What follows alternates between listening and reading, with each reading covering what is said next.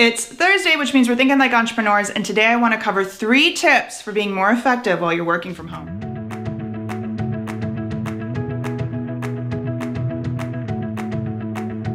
Hey, it's Erin Smith, owner and founder of the Starters Club and the Entrepreneur Summit, and welcome to another episode of Think Like an Entrepreneur Thursday, where we discuss the mindset shift of going from an employee to an entrepreneur. Today, I want to talk about, and guess what? This is not just for entrepreneurs. This is for people who work corporately, all from home, but I want to talk about how you become more effective working from home. So I'll share a little story with you before we get into this. 2005 it was, so a few years ago, I bought a second home here in Dallas. I was going back and forth between Phoenix, and my time here was 100% work from home if I wasn't traveling. I had worked from home before, but never in a town that I didn't know anybody, and never just 100%.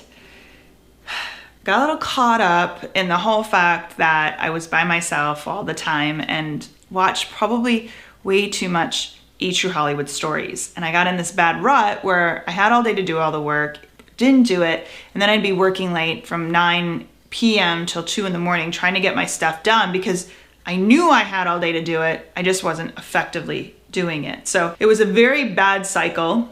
Was getting depressed. I remember, now he's my ex-husband, but like yelling at him. He was going to school during the day and he came home and we had just adopted a new puppy and he said, "I wish she loved me as much as she loved you." And I said, "Well, maybe if you didn't go to school all day, she would love you," and realized I was being insanely resentful. So had to take some few steps back, become a bit more structured, and 15 years later, whatever it is, still successfully working from home. So here's how we do it. First things first, treat it like an actual day. And what I mean by that is get up, take a shower, get ready. So get yourself in a position that if somebody called you at that moment, you could leave the house, put some pants on. For girls, put a bra on. Get your hair done, shower, brush your teeth.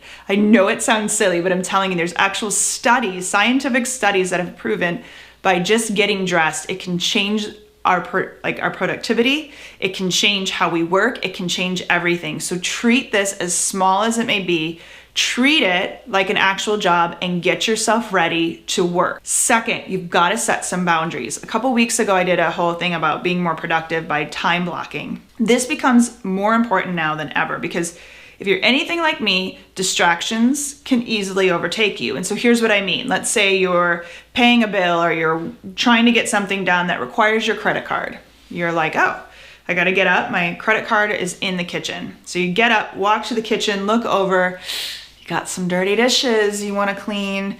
So that happens. And then in my case, we have 6 rescue dogs. So I look on the floor, ooh, dog hair, gotta vacuum that. It's gonna drive me insane until it's vacuumed. 1 hour's gone by and haven't gotten anything done. So we need to avoid that. How do you? Set your time blocks. So set 50-minute time blocks to get specific work done. Set your intention for that work. Set what you're gonna get done.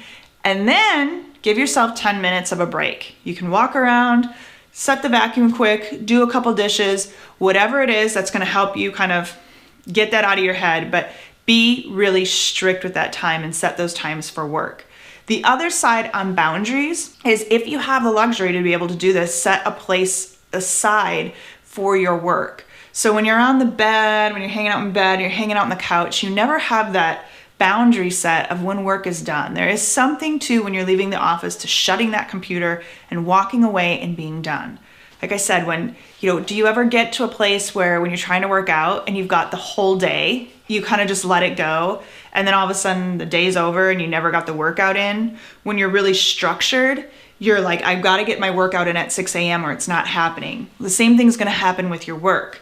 Make it be a set time so you can shut that computer down and be done and really be intentional with your work time and intentional with your family time, and it's gonna create just a better balance for you. Now, speaking of balance, this is number 3, get out of the house. You might be like, well, you're just telling me to work from home and how great it is, but I'm telling you the house will begin to enclose in on you if you do not do this. Find some networking events, get some lunches in with friends, get out of the house because it will overtake you. And with Amazon and DoorDash and all these amazing things, I think it's Instacart that brings your groceries to you. We've got all these amazing things that never make us leave our house. And Even the most introverted person in the world needs to get out and talk to people. So don't let the house close in on you.